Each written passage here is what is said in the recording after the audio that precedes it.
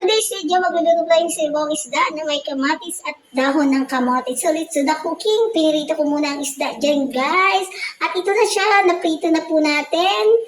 Ang isda ating ihalo sa sinabawan dahil mas malasa kapag prito at meron tayong kamatis at bawang at sibuyas. And then, meron tayong ditong dahon ng kamote at tatlong sili. Optional po yan, guys, kung gusto nyo lang lagyan. Ayan na po ang ating ingredients. So, let's do the cooking.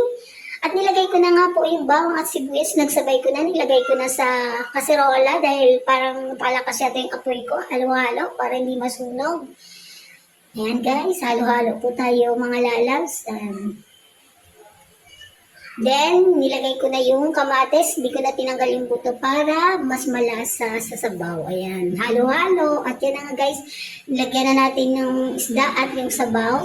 Lagay na, tatlo lang po yung nilagay ko guys na pito. Diyan. And then, 2 bowl po ng water yung nilagay ko. Depende po sa inyo kung gaano karaming sabaw gusto nyo iluto. Ayan din guys, naglagay ako ng konting asin, halo-halo. Then, nilagyan ko siya ng magic sarap para mas lalong masarap ang ating niluluto. And then, takpan natin at pakuluin. Ayan, kumukulo na. Ayan, nilagay na natin yung dahon ng kamote. Ayan.